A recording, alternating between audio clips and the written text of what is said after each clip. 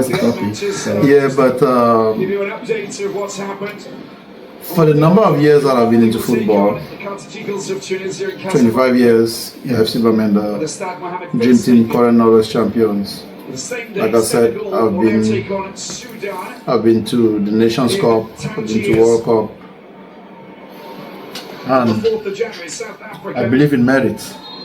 I believe in merit. Whatever excuses we use for not being able to be successful, I believe in merit.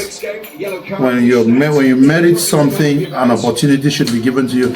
If the cry has been, we merit to have the opportunity, but we're not being given the opportunity, then I will say that is discrimination. If the cry is, I don't merit it, but I should be there. No, I said no, we should not do that. We should not do that. If we do that, we'll not be able to have the laureates that we want. We'll never be able to win championships. We cannot sell ourselves short and then we expect to win trophies. Yeah. Again, speaking from a personal perspective and someone that has been around football for so many years, it's a cultural thing. I want English-speaking Cameroonians to understand that this is a cultural thing. Anglophones do not take football as a trait, as a profession when they are growing up. Most Anglophone parents do not allow their kids to play football. They always ask the question, who have done what playing football? When you play football, you're being looked upon as a rascal, a radical. Football cannot give you any successful life. And because of that, the talented ones get diverse opinions and they go into other aspects of life. Then the few ones that are not even talented get to make it to the summit. Now they don't get to be as efficient as kids from the other part of Cameroon, the French-speaking part of Cameroon. My own experience, it's a cultural thing. The French-speaking part of Cameroon, they take football as a religion. They know from the childhood level, 5 years, 6 years, 7 years, 8 years, 9 years, 10 years, that their kids have to play football. They look at football as a profession. The kids have to become successful playing football. English-speaking parents look at it now, my kids have to go to school. Yeah, I mean, so we cannot eat our cake and have it. Yeah, exactly. If you look at both sides of the country, I come from both sides. Exactly. I come from both sides. So you know better. I know better. So, Anglophone parents have been very strict. Very strict. But if you look at the Francophone system, most Francophone parents are a little bit relaxed. Exactly. Like relaxed with their kids and everything. If you look at even the schools in Cameroon, if you look at in terms of discipline and everything, you see most of the schools that are practice discipline and everything are from the English part of Cameroon. Okay. All the Sacred Hearts, Sase, those type of things. They don't have those type of schools. Okay. Most of them, their schools, even the boarding schools they have, you go there, you see laxity.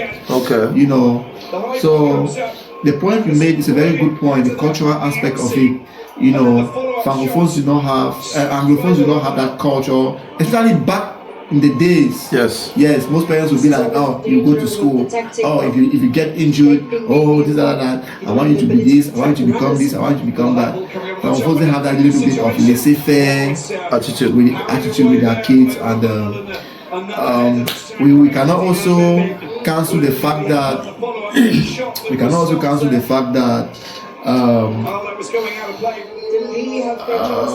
I mean, we've had some prominent players from the English speaking part of Cameroon, and who reach a certain height in the national team. Talking about people like Captain Tato. He was the captain for Cameroon national team. May so rest in peace. I went to Egypt with him. He's a nice gentleman. I was with Egypt with him. Yes.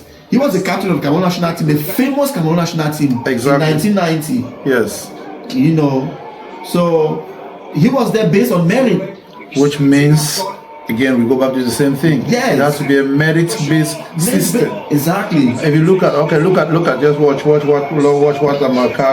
Carl Etayam have done with that ball. That's an opportunity for him to score. He have not been able to score.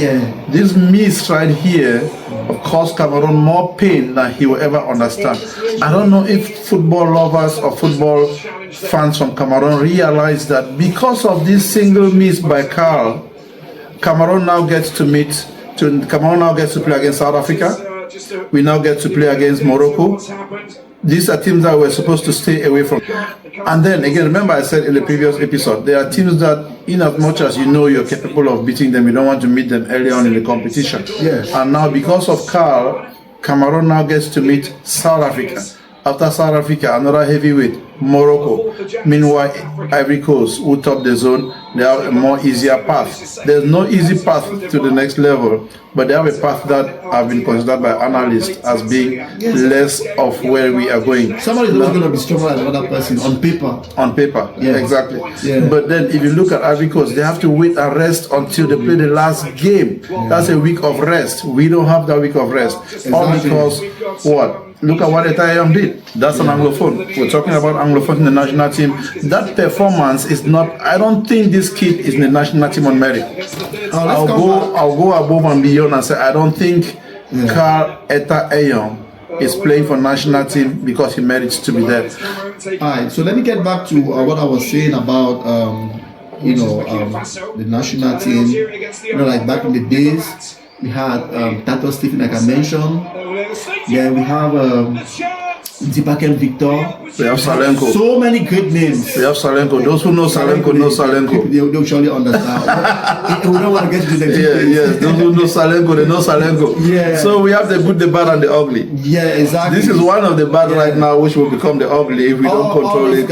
All those guys were in the national team based on merit. But there came a period in the national team where Cameroon football became like so political.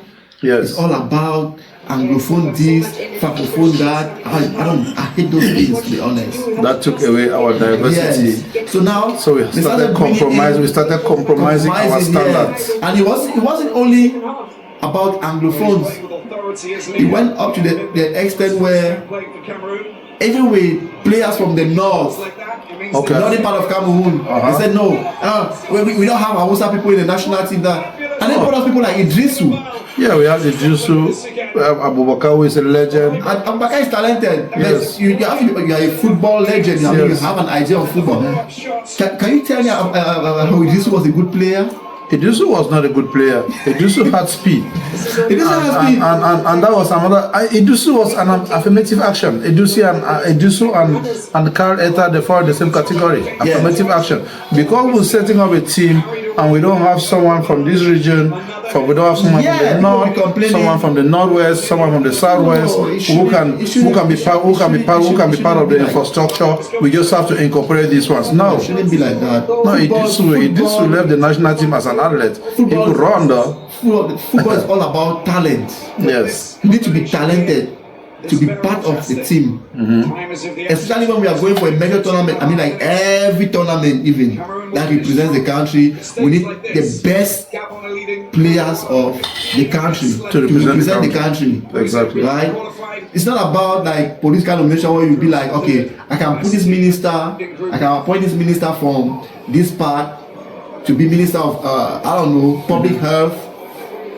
Even though he is not a medical doctor or he's not in the medical field, he can be appointed because, of course, you have directors that are in the field that can assist him. Yes. But football is about talent. Talent. It has to be talent based. Yeah. So for me, it has to quota. It doesn't have anything to do with quota. The only issue is the level of infrastructure. If they have the same infrastructure and given the same opportunities, then I think the best will get to the top. I had the opportunity to personally, Brother Fire Collins, the academy product from FC Bamenda. Yeah. He made it to the national team on merit. And this kid, because of his height, I went through a lot of difficulties to get clubs to even give him the opportunity for tryouts. People don't know his story. He have come a long way. Yeah. When I took him from FC Bamenda, I took him to Union Douala. Yeah. Even though Frank Happy have been letting everybody think that he comes from Union Douala. No, Five Collins have never been a player for Union Douala. I sent him out on loan to Union Douala when Domko was the president. And then the second year when Frank Happy came, I took him back out of Union Douala because I don't like politics and I don't like. Yes. So I took Five Collins to Jalakwan Sports Academy. Again on loan, and then from there I got a club for him through his agent to Romania. So he have come a long way. Yeah. And then when he got into the national team, he was there on merit. Yeah. And he stayed there for so long. People thought he was going to be a monument, but eventually his time came up, and then age caught up with him, or new talents came up, and then he lost his place, and he's happily watching the game at home. Yeah, but you said something about Carl Eyong. Yes, he's a current topic of conversation because his incompetencies and lack of talent cost us an opportunity to have a free flow to the national, to the finals. Yeah, but if you ask my opinion, I don't think he was called in the national team based on quota. So how do you think he got there? He doesn't play better than Abubakar. He's talented. When they called him, he doesn't play better than Abubakar. When they gave him the opportunity to play, Abubakar is talented, but Abubakar is almost washed out. He's an old player. Abubakar is old. Yeah, we have to be honest. The talent is there, the experience is there, but sometimes talent and experience is not enough. When I watch Cameroon national team play, I watch from a perspective of. From an objective perspective, I want the country to win. Carl Etta is the reason why Cameroon have not made it to the World Cup. You watch all our games, Carl Etta and Christopher Wu. The game against Cape Verde, this kid had 3 opportunities to score. Those 3 opportunities, if that was Kofane, he would score 2 of those opportunities. Those 3 opportunities, if that was Abubakar, he would score 2 of those opportunities. There was even a situation when Bomo sent a through pass to him, and he had one player in front of him to dribble past that player. He doesn't even have that technique to go past him. But Abubakar was coming on. Abubakar was coming on. What was he doing? No, I'm not. You know Abubakar's goal scoring streak in the national team? No, excuse me. I'm talking about Carl Eyong and his near misses or misses that have cost the nation a lot because of Anglophone affirmative action that have to stop. Cameroon, Cape Verde, if any other striker was there present instead of Carl Eyong, we would have been going to the World Cup. Yeah, but the Abubakar that we're talking about, with all his experience in the game, in AFCON, I think he has been top scorer for AFCON, if I'm not mistaken. Yes. Abubakar has been top scorer for AFCON. In Cameroon, he was the top scorer. Yes. The AFCON organized by Cameroon. Remember, he was the top scorer. Yes. So he has a lot of experience, right? I mean, he played so many matches for Cameroon, played so many matches for qualifying matches and everything. But he came on in a good number of games during the qualification World Cup qualifiers, but he didn't do anything. He could not do anything. So for me, I feel like people threw a lot of stones on Carl Eyong. He's a young player. He just came to the team. He needs time to integrate. They're not throwing stones. His action speaks for itself. Yeah, I agree. He missed the goal. It's not a goal. It's not a goal. This is just one of the misses that have cost the nation a lot. It's not one up. Everybody gets to have a bad day. That's not a bad day. That's consistent bad days. Cameroon Cape Verde was the same thing. Cameroon, the game before Cameroon Cape Verde. Cameroon Congo. Look at what we're talking about. That's what a striker for a national team. If you place yourself as a coach and you're going to a tournament, right? You pick Abubakar over Carl Eyong. No, I will not pick Abubakar over Carl Eyong at the present time. Yeah. But there would have been a transition. But I will not even pick Eyong. I will not pick Eyong. There were other options out there, but because Cameroon was stuck in mud because of McBreeze, we did not have an opportunity to explore all our options. At the time, President Eto'o went out to get to meet with